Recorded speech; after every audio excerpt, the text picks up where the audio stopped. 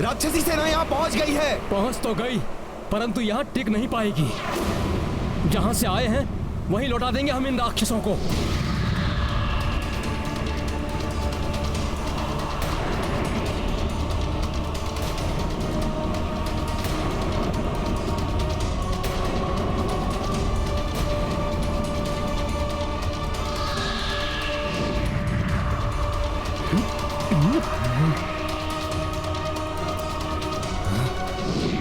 रुकिए, हम पर वार मत कीजिए, हम युद्ध करने नहीं आए हैं। मात्र 5 राक्षस हैं, शत्रु नहीं, मित्र हैं हम। प्रभु श्री राम की शरण में आए हैं।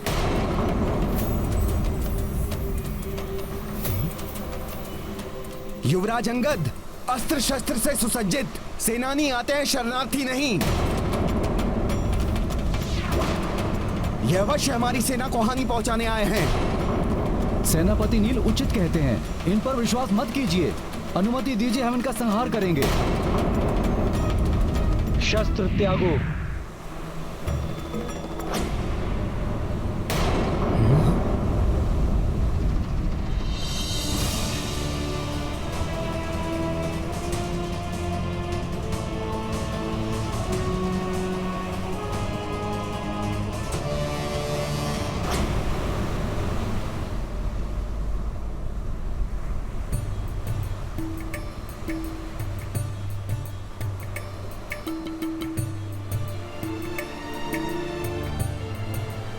प्रणाम प्रभु श्री राम।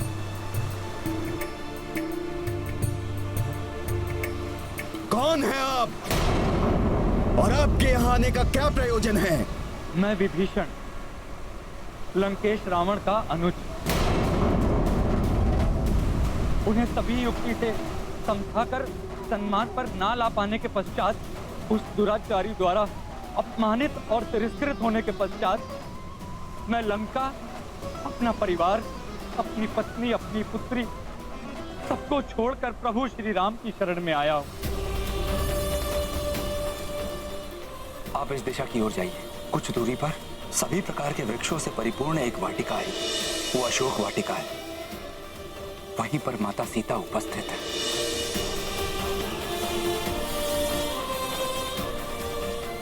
प्रभु, रावण के मायावी राक्षस का भेद भी तो यही जानते हैं। प्रभु, इन्हें अपने शिविर में प्रवेश मत दीजिए, लौटा दीजिए इन्हें। हे सेना प्रमुख, आप सब भी अपना सुझाव दे दीजिए। हे प्रभु श्री राम, तीनों लोगों की किसी भी घटना से अनभिज्ञ नहीं है आप, परंतु हमारा सम्मान रखने के लिए हमारा मत पूछकर आप हमें कृतार्थ कर रहे हैं। प्रभु, मेरे विचार से रावण के किसी भी राक्षस का हम तब तक विश्वास नहीं कर सकते जब तक वो अपना सत्य प्रमाणित ना कर दे। युद्ध के इतने निकट जब हमारी सेना लंका के इतने समीप आ चुकी है, रावण के राक्षसों का यहाँ आना अत्यंत संदेहास्पद है। प्रभु,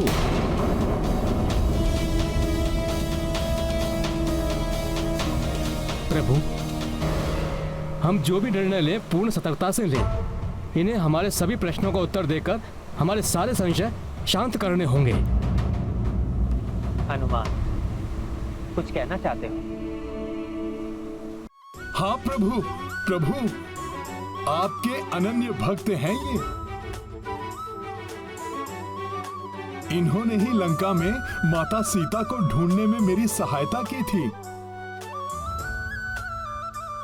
एकमात्र इसी कारण से हमें इन्हें स्वीकार कर लेना चाहिए प्रभु। हनुमान, ये इनकी कोई चाल भी तो हो सकती है। कदाचित हमारा विश्वास जीतकर उचित अवसर पाकर हम पर प्रहार करे। और यह भी संभव है ये रावण के भ्राता के वेश में कोई बहरूप या राक्षस हो, जो इस वेश में हमें छल करने आया हो।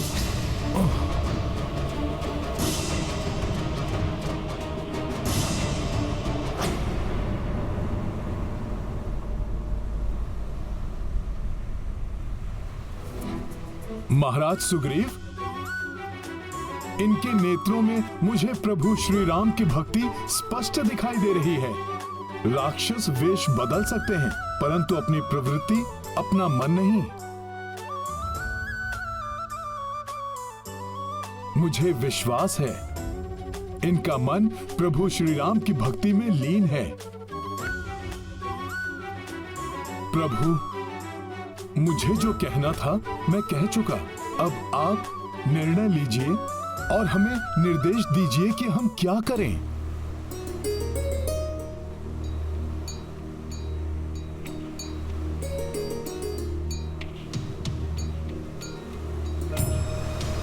प्रभु, ये सत्य है, मेरा जन्म राक्षस कुल में हुआ, किंतु मैंने सदैव ही धर्म का पालन किया है। लंका में धर्मचित आचरण करने वाले की वही स्थिति होती है जो दांतों के बीच जिह्वा की। फिर भी अपने हृदय में सदैव धर्म को ही अंगीकार किया है और उसी के लिए प्रतिबद्ध हूँ। इसीलिए आपकी शरण में आया हूँ प्रभु, मुझे स्वीकार लें।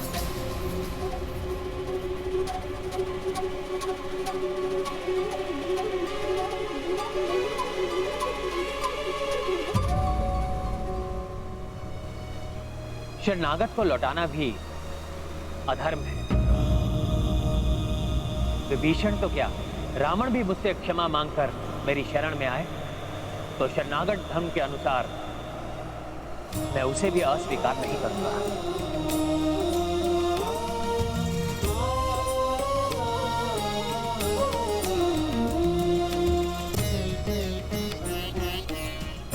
अपनी शरण में लेने के लिए धन्यवाद प्रभु।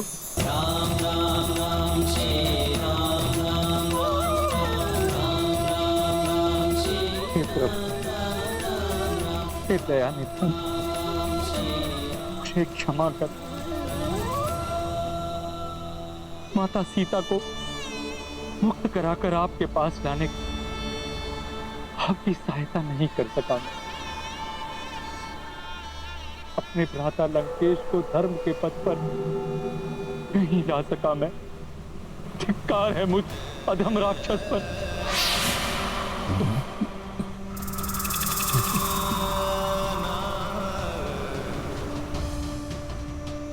उठिए विभीषण, आपने अधर्म का साथ ना देकर, अधर्म ना सहकर धर्म का ही पालन किया है। अन्यथा अधर्म को सहने वाला भी अधर्मी ही कहलाता है। इसलिए हे विभीषण, आप जैसे धर्म पालक का साथ पाकर मुझे बहुत प्रसन्नता हुई है। आप जैसे धर्म के पालक का उचित स्थान लंका का राज सिंहासन है विभीषण।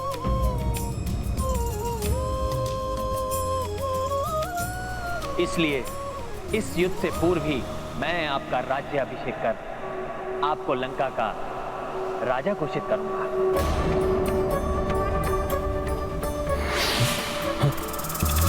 ताकि संसार को ज्ञात कि मैं ये युद्ध किसी राज्य को पाने के लोभ में नहीं, अपितु अपने स्वाभिमान, धर्म की स्थापना और पुनः अपनी भार्या का संग पाने के लिए कर रहा हूं।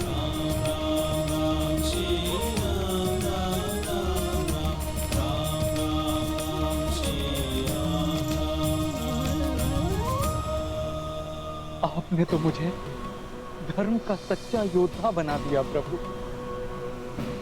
मेरा मनोबल ऊंचा कर दिया प्रभु। आपको कोटि कोटि नमन।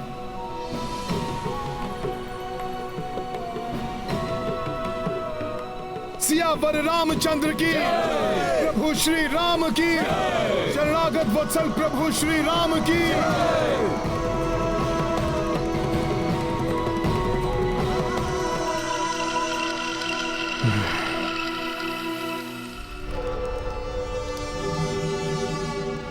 कुछ किया ही नहीं तो मेरे सामने आने का साहस कैसे किया तुम दोनों ने?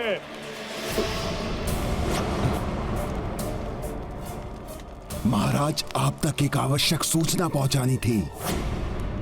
हाँ महाराज, आपके अनुज, आपके शत्रु उस वनवासी से मिल गए हैं। उसकी शरण में चले गए हैं आपके भ्राता विभीषण।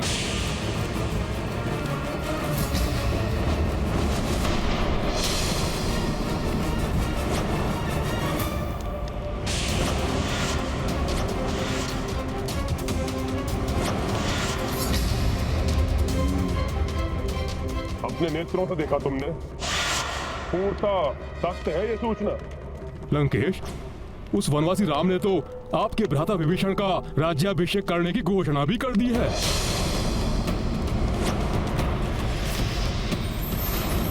और जिसकी व्यवस्था का कार्यभार उसने उस दुष्ट वानर को सौंपा है। हाँ महाराज।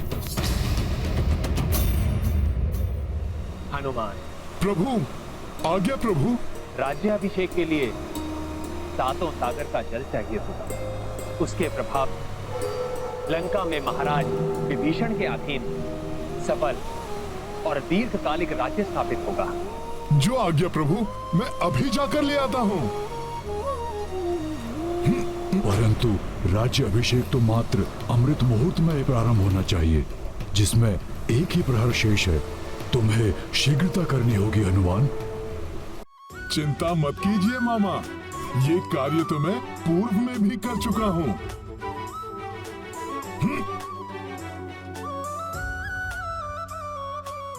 महाराज, अब तक तो वो वानर आपके अनुज विभीषण के राज्याभिषेक के लिए 7 सागर का जल लाने के लिए प्रस्थान भी कर चुका होगा।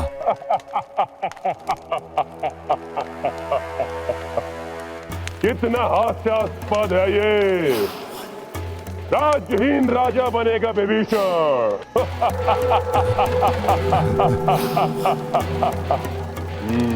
उत्तम, अति उत्तम। मृत्यु से पूर्व अपनी ये इच्छा पूर्ण कर लेगा वो, जो यहाँ रहने पर कभी पूर्ण नहीं होते।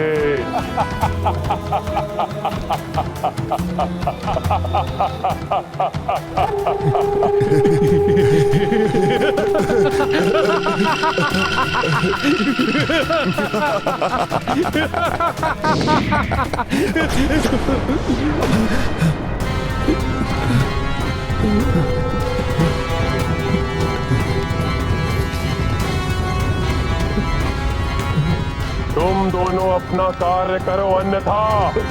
और हाँ, इस बार अपने कार्य का प्रारंभ उस द्रोही विभीषण के वध से करना। उस वानर की अनुपस्थिति में उसके लौटने के पूर्व ही ये कार्य पूर्ण करना। जाओ!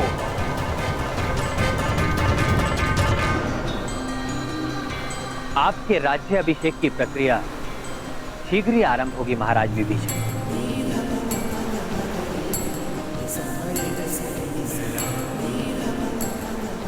अमृत मुहूर्त आरंभ हो गया है। हनुमान 7 सागर का जल लेकर कब आएंगे?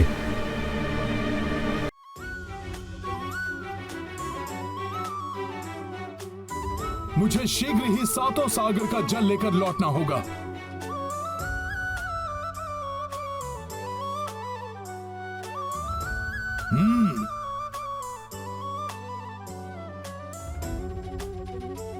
मुहूर्त निकला जा रहा है। चिंता ना करें जामवन जी, हनुमान हमें निराश नहीं करेंगे। वो समय समाप्त होने से पूर्व ही अवश्य लौटेंगे।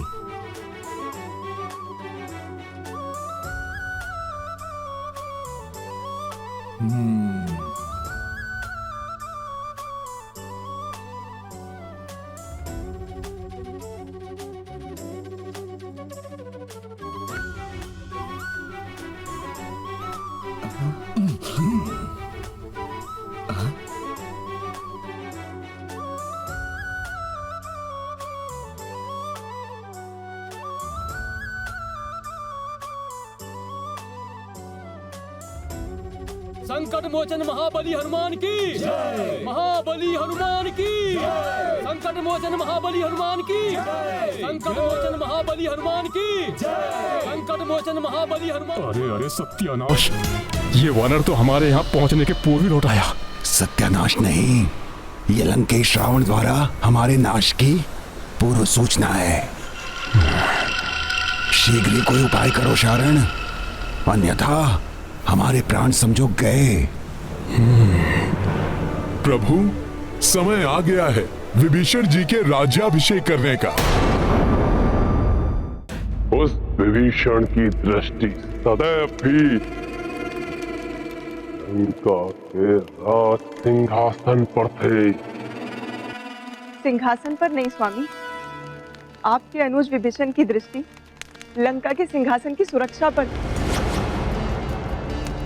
आपके साथ साथ उन्हें संपूर्ण लंका की चिंता थी। चिंता? किस बात की चिंता थी उसे? मेरे रहते हुए किसी को कोई चिंता करने की क्या आवश्यकता? चिंता का कारण है ना, धीरे धीरे सभी आपका साथ छोड़कर लंका से पलायन कर रहे हैं। पहले लंकिनी चली गई, लंका की सुरक्षा करने वाली देवी चली गई,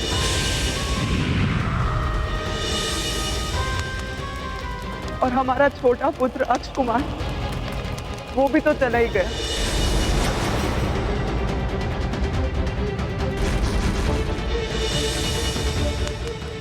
माता केकसी चली गई। जिस माँ की आज्ञा की तुम अवमानना कर रहे हो, माँ का लंका में रहने का कोई औचित्य ही नहीं।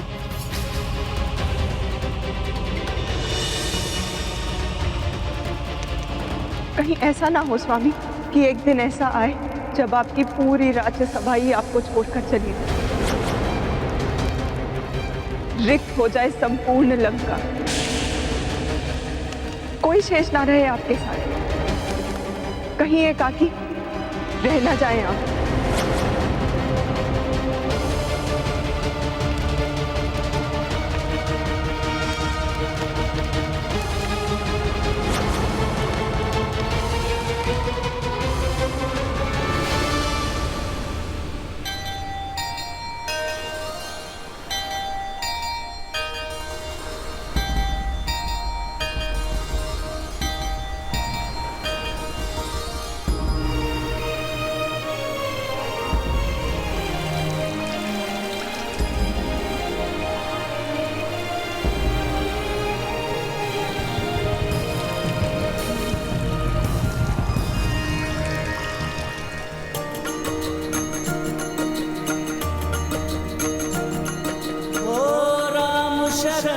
विभीषण चली आए, प्रभु तब राज्याभिषेक कराए। हनुमत सदा प्रभु काज सहाई, सप्त सागरों से जल लाई।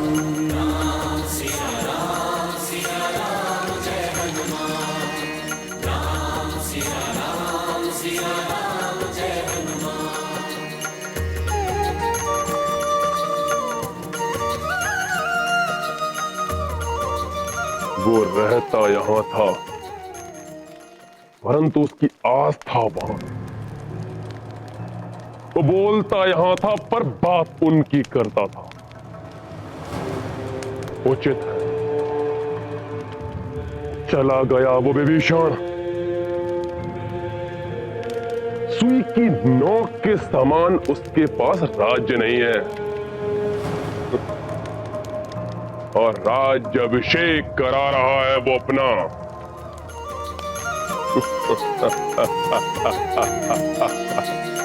समय सीमा मह करके काजा, लौटे पवन सुत राम के पासा।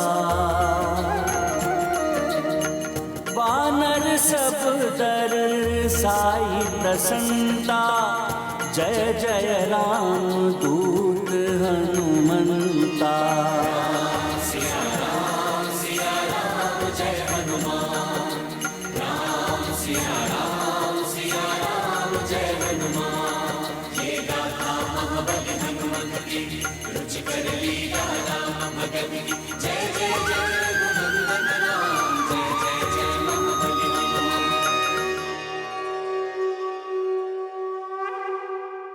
बिना राज्य का राजा बनेगा वो महाराज विभीषण, लंकेश विभीषण।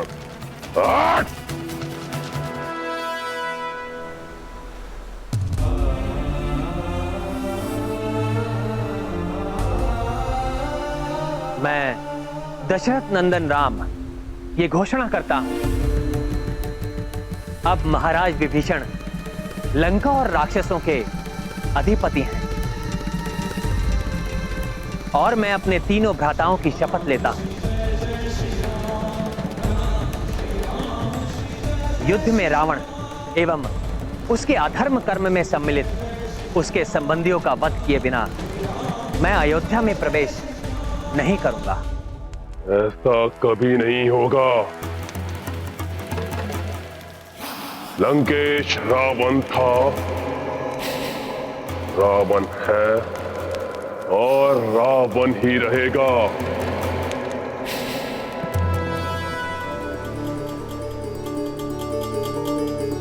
फिर वो दुष्ट अब रसताल में छिपे या पाताल में, उसकी मृत्यु मेरे हाथों निश्चित है।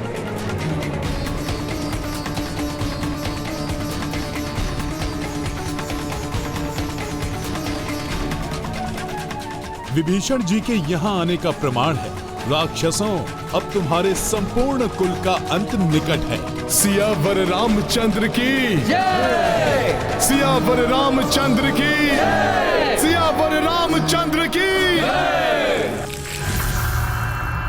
ईश्वर उन्हीं के साथ होते हैं जो धर्म और सत्य के मार्ग पर चलते हैं।